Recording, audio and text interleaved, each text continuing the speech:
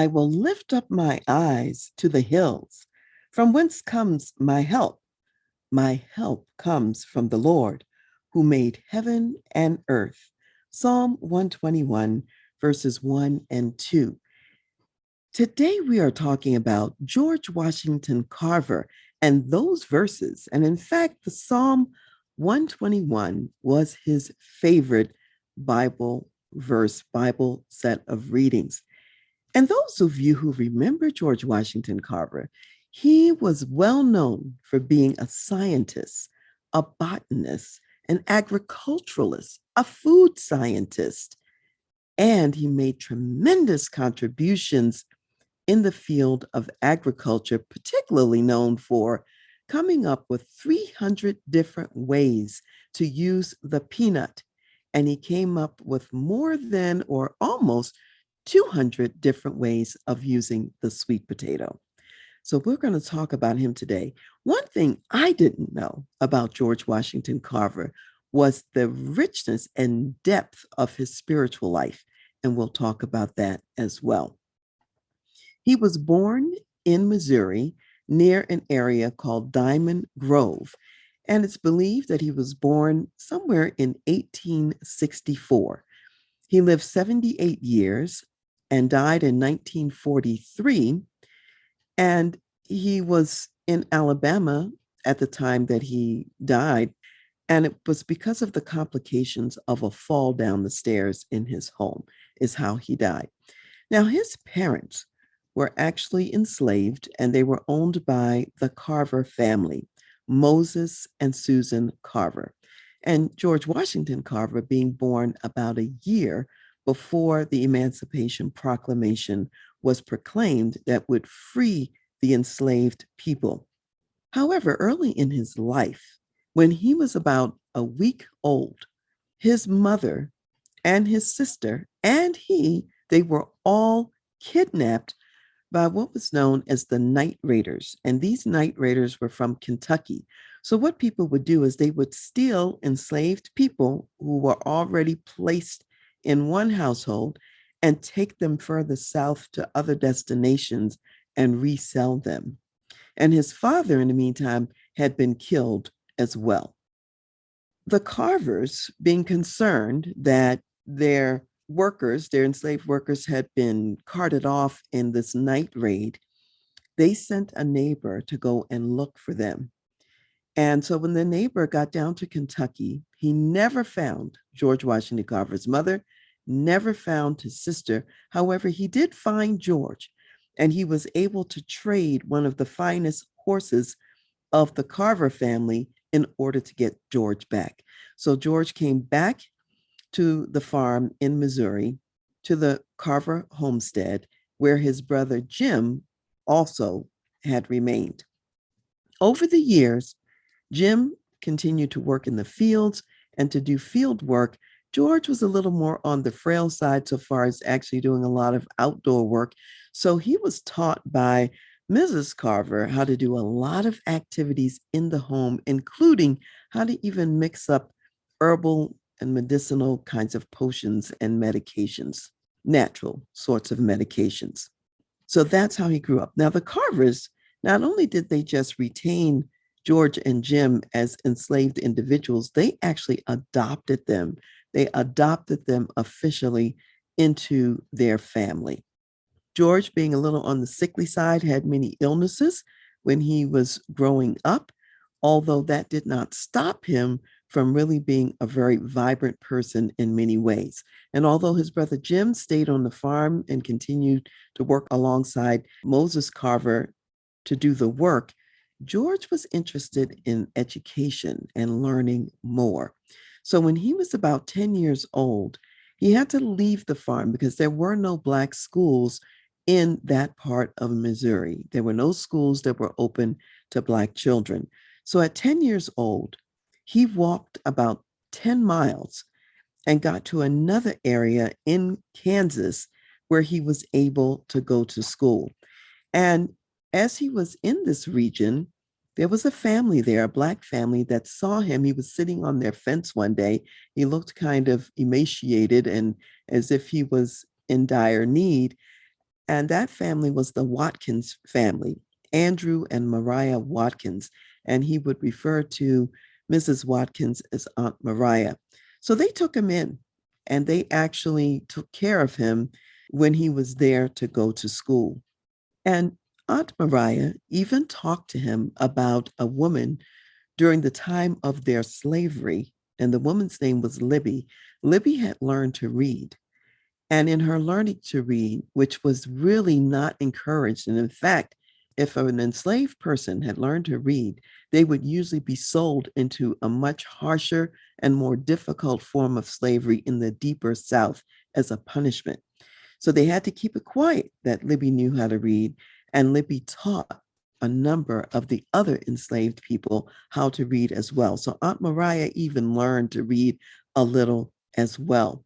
And so a gift for Christmas that she gave George was a Bible. And she said to him, read this when you really learn how to read, and remember to give your learning back to your people. So those were some words that she shared with young George back in the day. After George finished the school in that small town, he learned everything that he could learn from that teacher. And then he realized that he needed to have even more than what was available at that time. And so he progressed on and moved to Minneapolis, Kansas, and that's where he graduated from high school. Now, keep in mind, he's still a child, but he's mostly on his own during these years, doing odd jobs and work along the way in order to support himself and to get the education that he wanted to obtain. Eventually, he applied to go to college after he graduated from high school. He actually sent an application to a Presbyterian college in Highland, Kansas. They accepted him into the university. However, when he arrived and got there and they looked at him and they said, "Oh, you didn't tell us that you were a Negro, and we don't accept Negroes in our school." So they would not allow him to start in the university. So he spent a number of years after that trying to figure out what to do. And then eventually he applied to another school at someone else's encouragement because they saw the talent that he had. And so he applied to a college in Iowa, Indianola. And this was Simpson College, which was a Methodist school. And they accepted him into their university. And he was studying art. And what he used to draw was all kinds of plants. And his art was really spectacular and quite amazing. However, what his professors also recognized is that not only was he proficient in drawing the plants, he knew about the plants. He had deep knowledge about those plants. And so the instructor said to him, or thought to himself, a Black man is not going to be successful at this time as an artist. That's not going to be a way that he can make a living. And so he encouraged him to go to what was now going to be Iowa State University, and at the time was called Iowa State Agricultural College. And he encouraged him to study botany. And he figured that if he studied botany and he had more of an agricultural degree, he would be able to use that to take care of himself. So he went to Iowa State University, and he was the first Black person to earn a degree in college. And that was in 1894. He got his bachelor's degree. He also continued on and received his master's degree in 1896. He was very well known for studying crops and crop disease, and he was a well respected botanist. And in fact, at the University of Iowa State, he became the first Black lecturer. He was so proficient and competent that he was offered a job there as a professor. At the same time, however, he received a letter from Booker T. Washington, who was the head of the Tuskegee Normal and Industrial Institute in Tuskegee, Alabama. And Booker T. Washington wrote to him and said, "Would you please come to our school, and would you teach here?" When he got that letter, he realized Aunt Mariah's words were coming to fruition. This was his opportunity to share and give his learning to his own people. He would be teaching those who were previously enslaved, helping them to figure out the best techniques for farming, agriculture, and being successful. So he decided to go to what later became Tuskegee Institute, and he stayed there for 47 years. And in fact, that's where he died. When he went to Tuskegee and he arrived, he looked around. It was a dim environment. The buildings were kind of shabby. It wasn't a very glamorous looking place at all. And as he looked at the soil, and he was an expert in soil analysis, he saw that the soil had been greatly depleted over the years from cotton farming. Years and years of continual cotton farming depletes the soil. And so he was known for rotating crops to be able to replenish the soil of the needed minerals. And some of that crop rotation included rotating the crops with peanuts, with sweet potatoes, and other crops that would replenish the soil so that later you could then replant cotton again. You just didn't go year after year planting cotton, continuing to deplete the soil. George Washington Carver wasn't really interested in money or fame. And Booker T. Washington told him, "You're not going to get money or fame coming here. I'm offering you an invitation for hard work." And George Washington Carver was up for that task. When he got there and he tested the soil and he saw that there were all these challenges, and he started teaching the students. And by the way, he was much more interested in being a researcher and a scientist more than teaching students. However, he had to teach students, he had to be a part-time janitor, he had to be a researcher, he had to do so many different jobs and wear so many hats at the same time. And the students actually loved him because he was an excellent teacher, although that wasn't necessarily his personal passion. And of course, there weren't a lot of resources.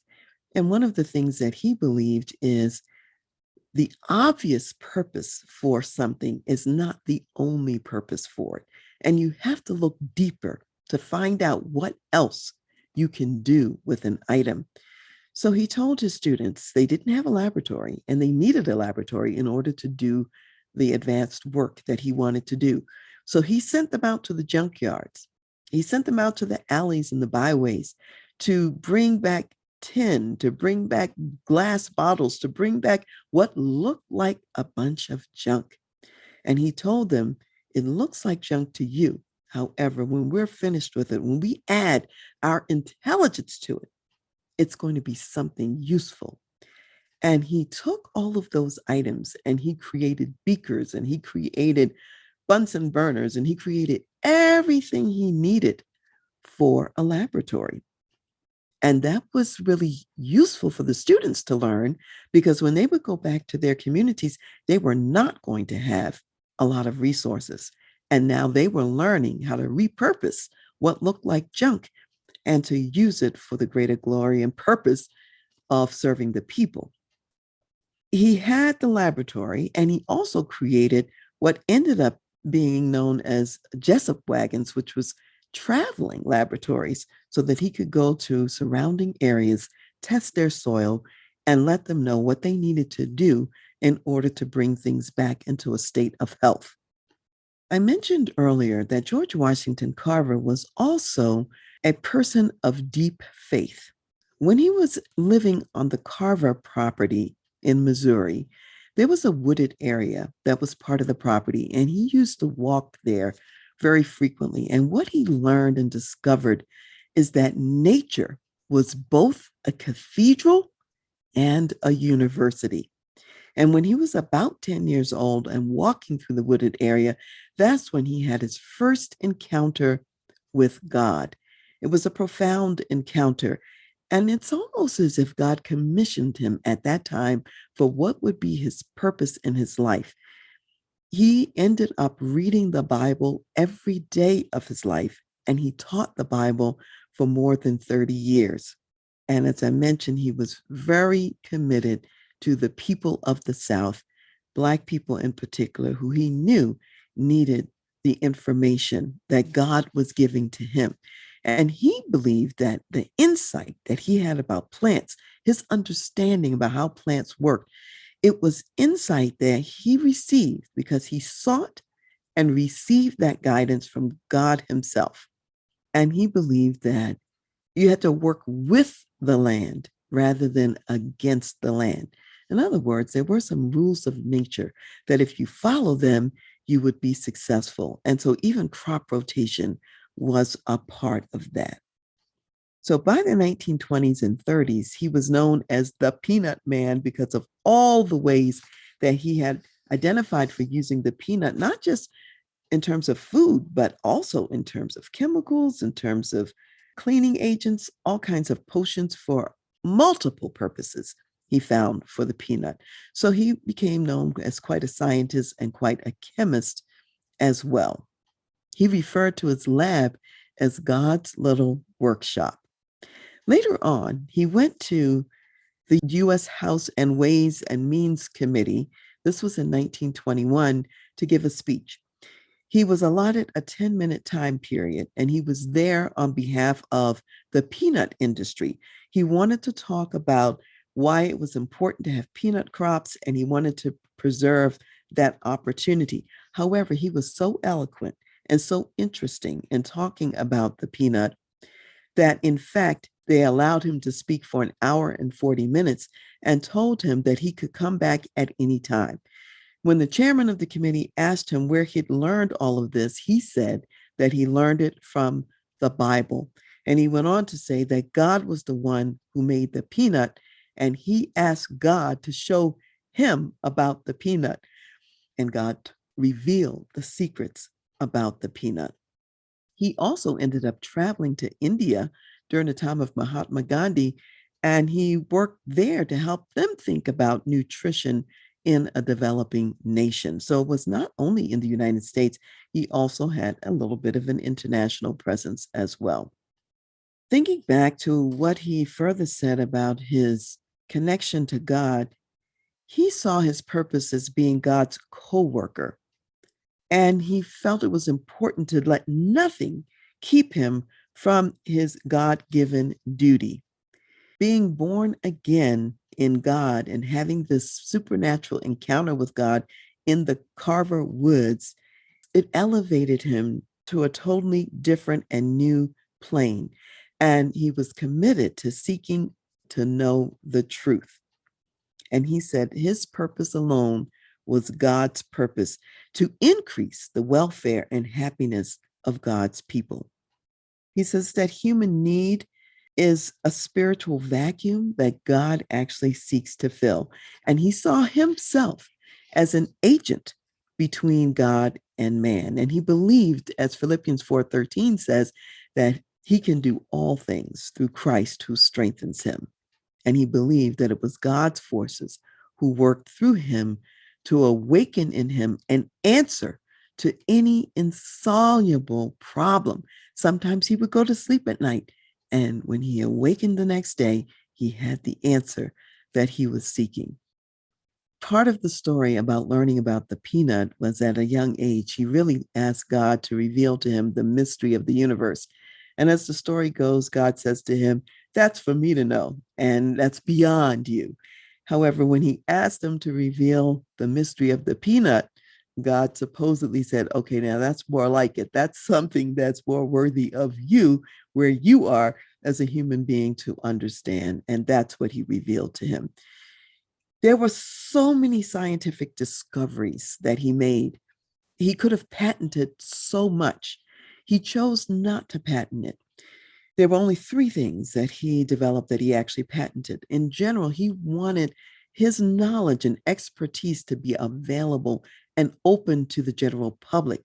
And he felt that if he went about patenting everything, that it would create barriers and people would not be able to use the knowledge and the information. He also believed that you could learn more from walking in nature and letting nature speak with the voice of God than you probably could even learn in most books. So for him, nature was this unlimited broadcasting station through which God speaks every hour if you will only listen. So in his spiritual life, each day was met with prayer to God and listening to God to hear what God would share with him in terms of supernatural and divine wisdom. He spent a lot of time walking and talking with the Creator about what the Creator had created. And he thanked God daily as he took those walks and talks with God. He was often criticized for his faith. However, he was never ashamed of his faith. In 1924, a New York Times reporter criticized him about him saying that God was his inspiration for his scientific discoveries. That was a hard thing for people to understand, this juxtaposition of faith and science, and they saw this as an impossibility. However, from Carver's point of view, inspiration is never at variance with information. And he said the more information one has, the greater will be the inspiration. And he went on further to say that faith in Jesus Christ is the only mechanism by which I could effectively pursue and perform the art of science. And he says, and it was the Lord that guided me. And without my Savior, I am nothing. That's what he said. When he died, he was buried next to Booker T. Washington at the university. And after he died, people left many of the naturalistic approaches that he taught, which were so effective, healthy for the environment, healthy for people, healthy for the ground and soils, healthy for animals. And that's when we were ushered into the age of pesticides and fertilizers that replaced the sustainable agriculture that he taught. And of course, we are still reaping the negative consequences of the failure to listen to what he actually dialed in at the time. Because of his many contributions, Franklin Delano Roosevelt signed legislation to create a monument in his honor.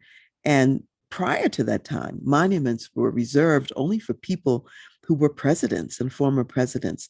The monument to George Washington Carver is now in the Missouri area where he grew up. He was also posthumously inducted to the National Inventors Hall of Fame. And I want to share with you several lessons that I think are business lessons for the Christian executive who is a marketplace ministry leader and you care about what God is leading you to do in your workplace. These are the 7 lessons that I think are important to extract from the life of George Washington Carver. Number 1, discover your God-given purpose and call. George Washington Carver spent a lot of time figuring that out, and particularly after his supernatural encounter with God at 10 years old. Take time to discover it. Number 2, recognize that we have everything that we need for life and godliness, as is described in 2 Peter 1-3. In other words, God has left those resources here on the earth for us to discover as well. Number 3, ask for and use divine guidance and power, which he certainly did. Number 4, cultivate a deep, daily, and abiding relationship with God. He recognized that the wisdom he was receiving was not from man. And he recognized that his channel to receive that wisdom was his relationship with God. So he kept that relationship strong. Number 5, appreciate and mine for the wisdom that God has put in his creation. Spend time in God's creation. Study what God has created. Look at it. Learn from the plants. Learn from the animals. Learn from the stars, from the clouds, from the sky. Learn from all that God has left down here for us. 6, serve your fellow man with the gifts God has given you. The gifts are not just for you alone. The gifts are also for those who he's placed in your company, those who he's placed under your charge, under your leadership, those who he's given for you to develop and mentor. So serve your fellow man with the gifts that God has given you. 7, pass the learning forward to your people. In other words, create a living leadership legacy that lives way beyond the number of years that you will live on the earth. It will live through the people that you have resourced, the people that you have filled with the wisdom that you receive from God yourself. And so when I think about George Washington Carver, I think about him as kind of a King Solomon from a biblical point of view, King Solomon in the Bible, because King Solomon was the wisest man on the earth during his day. And so I'd like to close our segment today by reading a reading from the book of First Kings in the Bible, First Kings, the 4th chapter, starting with verse 29. And it's giving us a little bit of insight about King Solomon. And I think this insight also applies to George Washington Carver. And God gave Solomon wisdom and exceedingly great understanding and largeness of heart like the sand on the seashore.